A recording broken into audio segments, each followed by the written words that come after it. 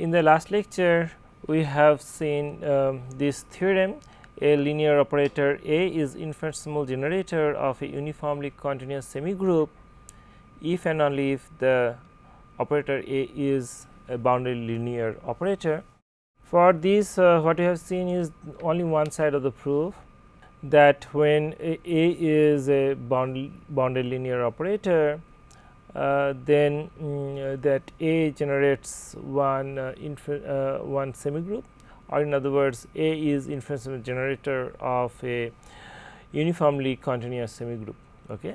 So, that we have done in the following manner. We have constructed one semigroup T T using e to the power T A, and then we have shown that this is a candidate, but we have shown that this is indeed a semigroup whose generator is A, and not only that, this semigroup is uniformly continuous.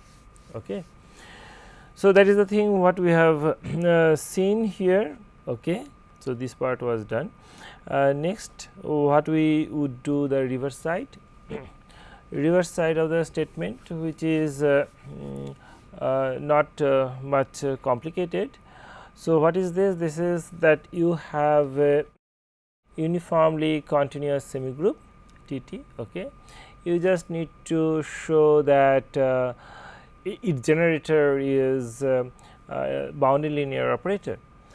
So, for this uniformly continuous semigroup, this is uniformly continuity is a very nice property. We can take limit there. Okay. So, that is the thing what we first need to show, that when it is uniformly continuous semigroup, then actually that we can take that norm limit, correct. So, T T minus identity divided by small t, and the norm of that, and t tends to 0. So, that converges. Okay.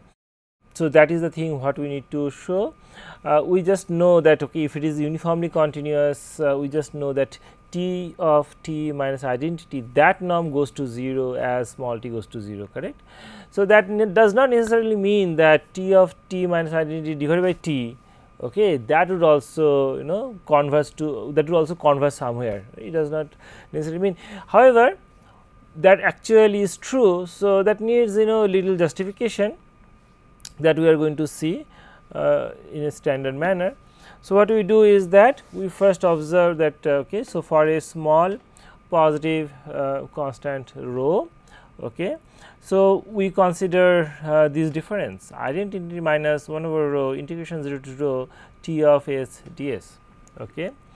So, if you look at this fraction, this fraction as rho, so this is, what is this? This is basically, as rho tends to 0, due to the continuity of this would converge to t of 0, that is identity.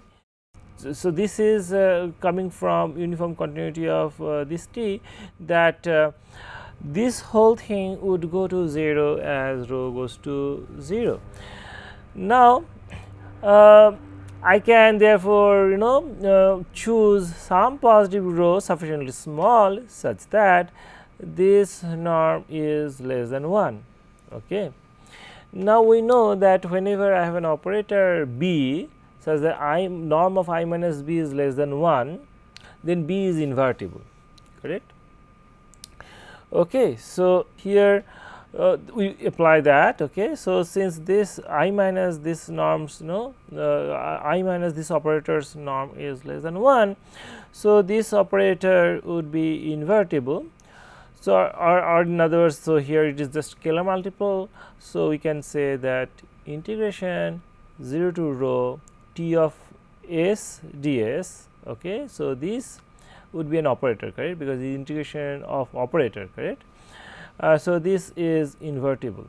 Okay. If you are seeing for the first time integral of operator valued functions, then I would motivate this way, that okay, after all these t's are operators in the Banach space of BLX, correct, boundary linear operators there. And whenever you have a Banach space valued functions, okay, continuous function. Okay, so then one can define this integration like in the Riemann sense. Okay, that one can take the sum, basically the Riemann sum, and that sum would converge. Okay, so that is the thing we are going to that is the notion of this integration. So when we have invertibility of this, okay, so this we are going to use, okay, for our this thing. So here we are basically using this fact that limit rho tends to 0 1 over rho integration 0 to rho Ts ds. Okay. So this is actually a limit 0 by 0 form, correct, but we know that, okay, when we have continuous function, okay, and then we know that this limit is I. Okay. Actually, I mean, one needs so continuity at point 0. And I mean, one does not need continuity everywhere, it's just continuity at 0 and locally L1, L1 loc. For that also one can get the same thing, but here we have better thing, we have Ts is continuous. Okay. So next what we do, we take this following product. We take 1 over h times T of h minus identity. So this is the fraction which we must consider, correct, because we are after all trying to find out the infinitesimal generator of the semigroup T, and that is nothing but limit of this thing, correct. So anyway, this I anyway need to consider, but instead of considering only along this, we consider this multiplied with this thing. Okay, and while multiplying this, I don't mind multiplying, because anyway this is invertible, I can take this out also on the right hand side. Okay. So that is the idea. So instead of just considering this fraction, we consider this multiplied with 0 to rho Ts ds. Okay. So when we do this, then we do some more manipulations. So T of h, since it is a linear operator, so this boundary linear operator, correct. So T of h, so this and this integration 0 to rho, so this, and when this comes inside, so this product with this. Okay. So if I put it inside, I would get difference of two integrals. So one would be T of h composition T of s ds 0 to rho, another will be minus T of s 0 to rho ds, and everything divided by by h. Okay. So if I do that, so what should I get? I should get here h here. So because T of h composition T of s ds, so I would use the semigroup property of the semigroup property. So here T of h composition T of s is T of s plus h. So then we would write down that with I mean simple change of variable, that will be h to rho plus h T of s ds. Okay, and then minus, from here we are going to get 0 to rho Ts ds. So first integral is h to rho plus h, next is 0 to rho. Okay. So now this second integral is 0 to rho, and first is this. So in the first, if I add 0 to h again, that part, and subtract, so this we subtract minus 0 to h Ts ds and add with the first part, then the first integral would be 0 to rho plus h Ts ds, and second would be just minus 0 to rho Ts ds. Then first and second integral, if we take difference, we would get rho to rho plus h. Is it clear? So rho to rho plus h Ts ds. Okay, let me repeat again. So here, from here and here together, I would get h to rho plus h, but below h I would like to make it 0. So I would write 0 to rho plus h, since I have added, so I have to subtract. So minus 0 to h Ts ds. So I subtract, then I would get 0 to rho plus h, but from here I would get 0 to rho. So, 0 to rho plus h minus 0 to rho, this difference would give me rho to rho plus h. Okay. So, 1 over h integration rho to rho plus h t of s ds minus integration 0 to h t s ds. Okay. So, now after getting this expression, so this expression we have obtained because of this term. Okay. Now, we take inverse of this term because this is invertible after all. So, left hand side would be t of h minus identity divided by h. On the right hand side I have as it is this term, okay, and this term on the inverse of that would appear on the right hand side here. So, here it is 1 over h rho to rho plus h t of s ds minus 1 over h 0 to h t s ds and then this thing. Okay. Now, from here it is evident that what would happen if we take limit h tends to 0, what would happen. So, this does not depend on h, okay, this remains as it is, but here what happens. So, here so this is as h tends to 0, this whole thing would 1 over h integration 0 to h t s ds would converge to t of 0, correct, t of 0, and then this t of 0 is identity. So, I would get identity as the limit of this term, and from this term what I am going to get, what am I going to get? I would get rho to rho plus h t s ds and 1 over h. So, this as h tends to 0, this would converge to t of rho. Okay, good. So, we do that. So, the right hand side converges to t of rho minus identity times integration 0 to rho t s ds inverse, okay, as h tends to 0. So, right hand side converges as tends to 0. So, initially I was not confident that whether this should also converge in norm as h tends to 0, but now yes, we can say that because right hand side surely converges here. So, left hand side should also converge. Okay. So, thus the limit is the infinite. So, whatever the limit that is that is the infinitesimal generator by definition. So, left hand side is the infinitesimal generator and right hand side is this. So, the infinitesimal generator is given by t of rho minus identity times integration 0 to rho t of s ds whole inverse. Okay. So, this is a boundary linear operator because I mean this is of course and t this boundary linear operator. So, here what we have proved that uniformly continuous semigroup has a bounded linear generator. So, the generator is a boundary linear operator. Okay. So, next we come to some example. Remember that in the first example what we have seen the one Markov process, finite state Markov chain, okay, and for that we have computed the infinitesimal generator that turns out to be the rate matrix, and the rate matrix is actually having finitely many elements, correct? It's a k cross k matrix, k is the number of states. So, that is a boundary linear operator. Now, here that this theorem is also talking about that. Okay. So, only considering the case of boundary linear operator as the generator, but it is not necessary that every semigroup would have generator as boundary linear operator. Okay. So, we are going to see some example where that semigroup would not have a boundary linear operator as generator, and this is a very simple semigroup.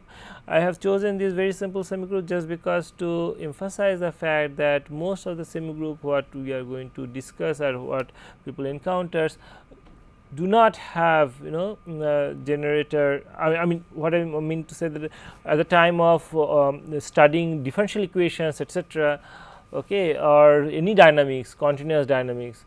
So, the generator what we obtained, the semigroup what we obtained, their generators are not of boundary linear operators. So, here we would see that. So, we take translation semigroup. Okay, translation. So, what is translation is a very simple thing that at time t it is a plus c t. Okay. At time 0 it is a, and at any time t it is a plus c t. So, that is the process. This is a deterministic process, just linear translation this is. Okay. Just starting from a, and speed is c is the speed. Okay. So, for this translation dynamics, I come up with a semi group here. So, we consider f is a function from R to R, a and c are real number. Okay. So, here t of t f, okay, that when t t is applied on f. So, that is defined as f of x t. Okay. Why is it a semi group? This is a very easy exercise. I expect that you will be able to do that. Just show that. Okay. So, take that as an exercise that this t t is a semi group indeed. Okay. Now, for this semi group we are going to find out its generator. Okay. So, the infinitesimal generator of this semi group is c times d d x. Okay. So, partial derivative operator. So, that is the infinitesimal generator. Okay. So, let us see the proof of this. So, we consider f c infinity, c infinity functions with compact support. I mean, for this proof actually if I take that differentiable functions and bounded with the bounded derivative, that is sufficient. But anyway, so we better take just the for some other discussions I need this. So, we take this class of test functions. So, this c infinity. So, f is there. So, now we use chain rule. So, derivative. So, here what is this? This is actually composition of two functions. X is anyway function of t and f of x of t, correct. So, ddt of f of x of t is ddx. So, its derivative and then dx dt. Okay. But x has this formula. So, dx dt is just c, the speed, okay, constant c. So, we get that dx dt is c and ddx f is this, and then this thing is same as TTF. So, I am writing down now the expression of the semi group. Okay. So, ddt of capital TT of f evaluated at a is equal to c times ddx of f evaluated at x t a. So, now we take t tends to 0, okay, from the right. So, when we do that, so as we have defined the generator of the semi group, it is just the derivative at time 0, correct. So, th minus I and divided by h limit h tends to 0. So, we are going to get exactly the same thing here. Okay. So, ddt t tends to 0 here, f of a is equal to c ddx f of x a 0. Okay. So, t tends to 0. So, because of due to the continuity, okay, we can do this. Derivative is also continuous. Okay. So, all this f is nice function. Okay. So, here what we have obtained is the generator a. Okay, a f of a is equal to c times ddx of f. Okay. So, a is c ddx. Okay. So, this is the proof that this generator of the translation semi group is c times ddx. Okay. Okay. So, now we just have some discussion. Okay. So, in example 1, what we have taken? We have taken finite state Markov chain x t. Okay. And t t of f of x was taken as expectation of f of x t given x 0 is equal to x. So, let us go back there here. So, see in example 1 we have said t of h v I is equal to v of x t plus h given x t is equal to I. This side does not depend on this t var parameter. So, I can put 0 0 here. So, t h v I is equal to expectation of v of x h given x 0 is equal to I. So, v is a vector because state was only finite many states, a function on a finite set can be viewed as a vector. So, it was written this way. So, in general, I mean, we can use the notation f as a function here, and then what I was writing here,